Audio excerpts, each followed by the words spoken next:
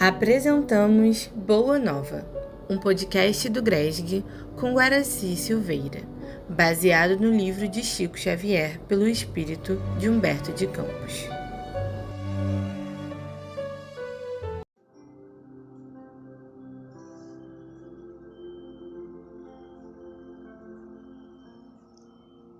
Livro Boa Nova, capítulo 29, Os 500 da Galileia.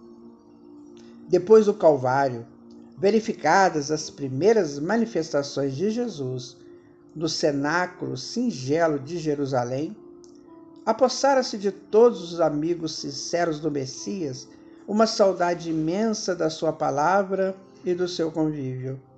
A maioria deles se apegava aos discípulos, como querendo reter as últimas expressões de sua mensagem carinhosa e imortal. O ambiente era um repositório vasto de adoráveis recordações. Os que eram agraciados com as visões do Mestre se sentiam transbordantes das mais puras alegrias. Os companheiros inseparáveis e íntimos se entretinham em longos comentários sobre as suas reminiscências inapagáveis. Foi quando Simão Pedro e alguns outros salientaram a necessidade do regresso a Cafarnaum para os labores indispensáveis da vida. Em breves dias, as velhas redes mergulhavam de novo no Tiberíades, por entre as cantigas rústicas dos pescadores. Cada onda mais larga e cada detalhe do serviço sugeriam recordações sempre vivas no tempo. As refeições ao ar livre lembravam o contentamento de Jesus ao partir o pão. O trabalho, quanto mais intenso, como que avivava a sua recomendação de bom ânimo, a noite silenciosa reclamava a sua bênção amiga. Embebidos na poesia da natureza, os apóstolos organizavam os mais elevados projetos com relação ao futuro do Evangelho. A residência modesta de Cefas, obedecendo às tradições dos primitivos ensinamentos, continuava a ser o parlamento amistoso, onde cada um expunha os seus princípios e as suas confidências mais recônditas. Mas ao pé do monte, onde o Cristo se fizera ouvir algumas vezes, exalçando as belezas do reino de Deus e da sua justiça, reuniam-se invariavelmente todos os antigos seguidores mais fiéis que se haviam habituado ao doce alimento de sua palavra inesquecível. Os discípulos não eram estranhos a essas rememorações carinhosas e, ao cair da tarde, acompanhavam a pequena corrente popular pela via das recordações afetuosas. Falava-se vagamente de que o mestre voltaria ao monte para despedir-se. Alguns dos apóstolos aludiam às visões em que o Senhor prometia fazer de novo ouvida a sua palavra, num dos lugares prediletos de suas pregações de outros tempos. Numa tarde de azul profundo, a reduzida comunidade de amigos do Messias, ao lado da pequena multidão, reuniu-se em preces no sítio solitário. João havia comentado as promessas do Evangelho, enquanto na encosta se amontoava a assembleia dos fiéis seguidores do Mestre. Viam-se ali algumas centenas de rostos embevecidos e ansiosos. Eram romanos, de mistura com judeus desconhecidos, mulheres humildes conduzindo os filhos pobres e descalços, velhos respeitáveis, cujos cabelos alvejavam da neve dos repetidos invernos da vida. Nesse dia, como que a antiga atmosfera se fazia sentir mais fortemente. Por instinto, todos tinham a impressão de que o Mestre voltaria a ensinar as bem-aventuranças celestiais. Os ventos recendiam suave perfume, trazendo as harmonias do lago próximo, do céu muito azul, como em festa para receber a claridade das primeiras estrelas. Parecia descer uma tranquilidade imensa que envolvia todas as coisas. Foi nesse instante de indizível grandiosidade que a figura do Cristo assomou o cume iluminado pelos derradeiros raios do sol. Era ele. Seu sorriso desabrochava tão meigo como ao tempo glorioso de suas primeiras pregações, mas de todo o seu vulto se irradiava luz tão intensa que os mais fortes dobravam os joelhos. Alguns soluçavam de júbilo, presas das emoções mais belas de sua vida. As mãos do mestre tomaram a atitude de quem abençoava, enquanto um divino silêncio parecia penetrar a alma das coisas. A palavra articulada não tomou parte naquele banquete de luz imaterial. Todos, porém, lhe perceberam a amorosa despedida e no mais íntimo da alma lhe ouviram a exortação magnânima e profunda.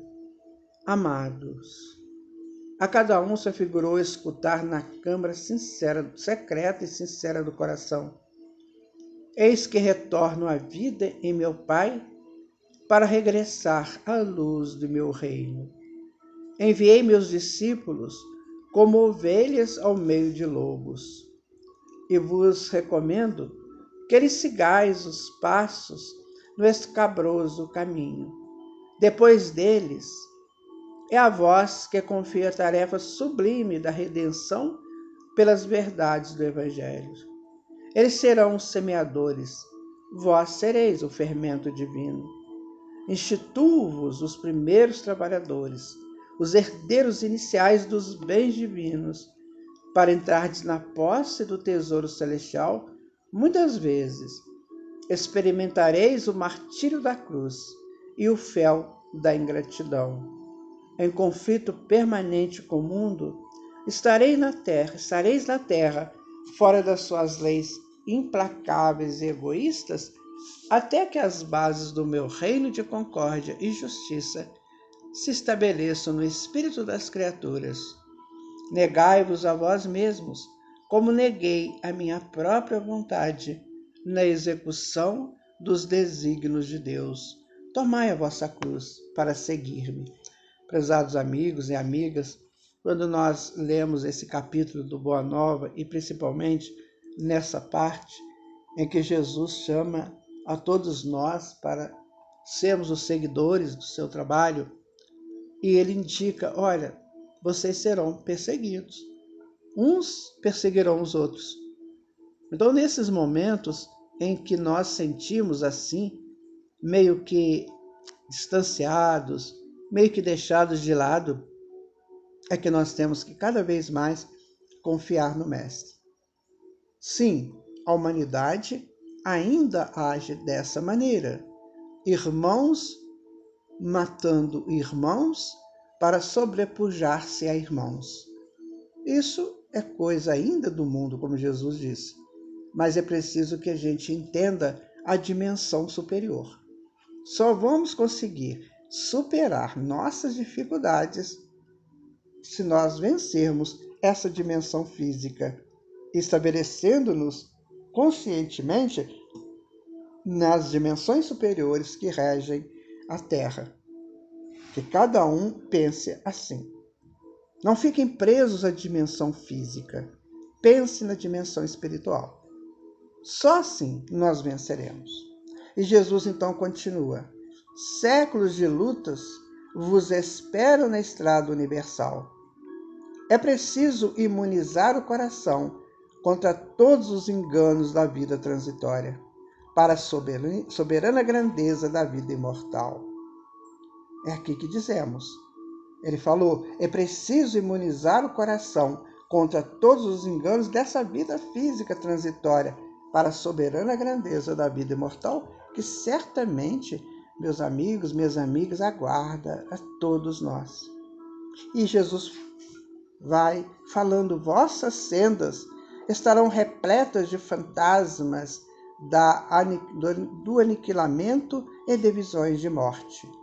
O mundo inteiro se levantará contra vós, em obediência espontânea às forças tenebrosas do mal que ainda lhe dominam as fronteiras.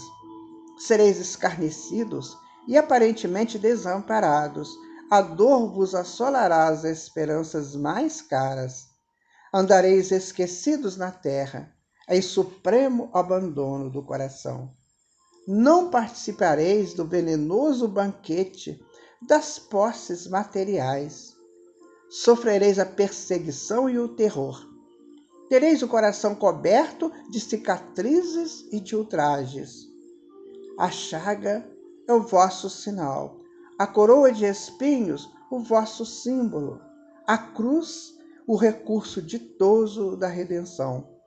Vossa voz será do deserto, provocando muitas vezes o escárnio e a negação da parte dos que dominam na carne perecível.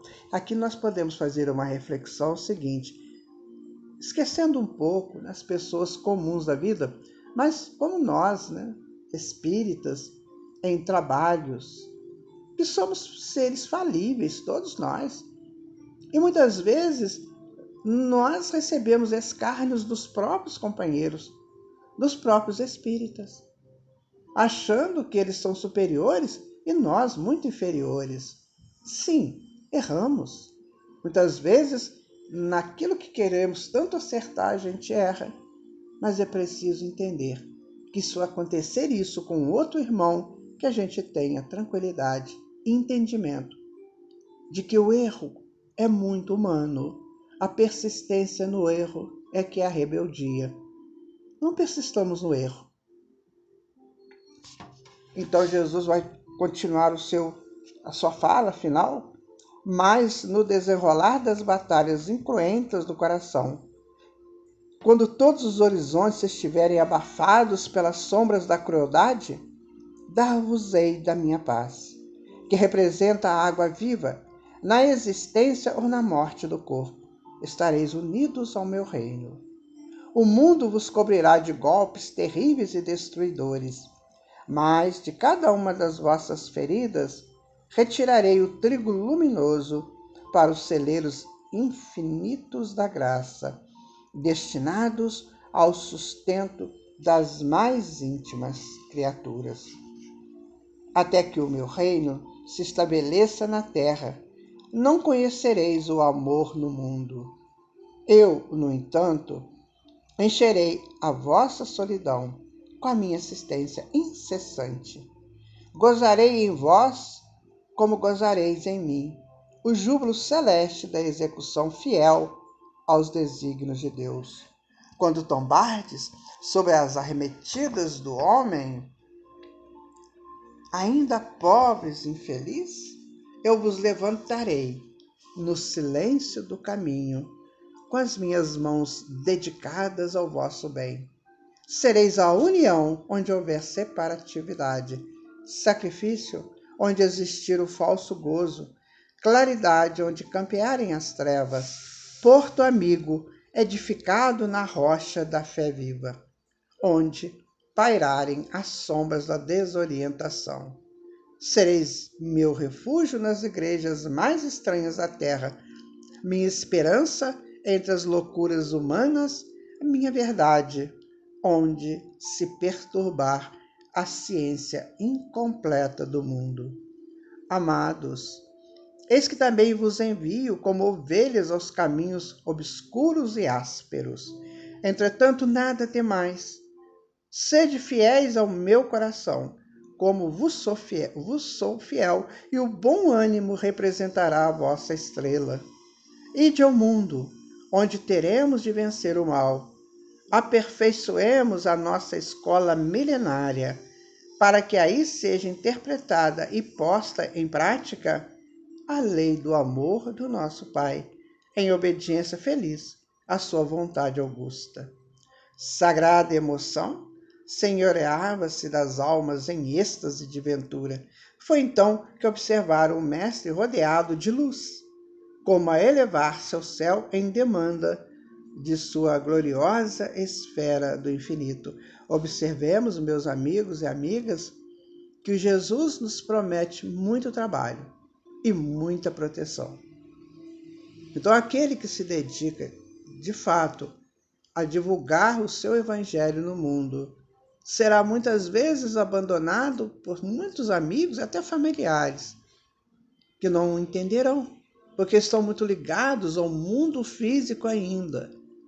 Às vezes são pessoas boas, de coração mais ou menos puro, né?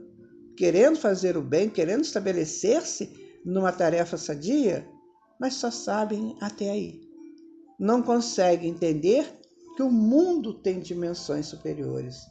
E às vezes se fixam e choram e reclamam pelas angústias do mundo físico. Que não sejamos assim. Que estejamos sempre firmes com o Senhor Jesus. Os primeiros astros da noite brilhavam no alto como flores radiosas do paraíso. No Monte Galileu, 5 centenas de corações palpitavam arrebatados por intraduzível júbilo. Velhos trêmulos, encarquilhados, desceram a encosta, unidos uns aos outros, como solidários para sempre, no mesmo trabalho de grandeza imperecível. Vê aí que não tem idade física. Os velhos estavam lá e os velhos queriam trabalhar para Jesus. Anciãs de passo vacilante, coroadas pela neve das experiências da vida, abraçavam-se as filhas e netas, jovens e ditosas, tomadas de indefinível embriaguez d'alma. Romanos e judeus, ricos e pobres, confraternizavam felizes, adivinhando a necessidade de cooperação na tarefa santa. Os antigos discípulos, cercando a figura de Simão Pedro, choravam de contentamento e esperança. Naquela noite de imperecível recordação, foi confiado aos 500 da Galileia o serviço glorioso da evangelização das coletividades terrestres sob a inspiração de Jesus Cristo. Mal sabiam eles, na sua mísera condição humana, que a palavra do Mestre alcançaria os séculos do porvir.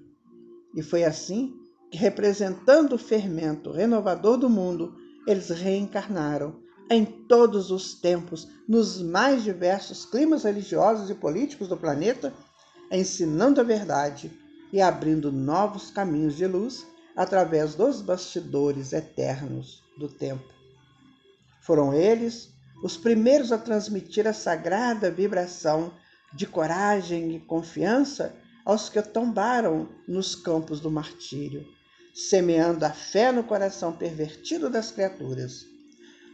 Nos circos da vaidade humana, nas fogueiras e nos suplícios, ensinaram a lição de Jesus com resignado heroísmo.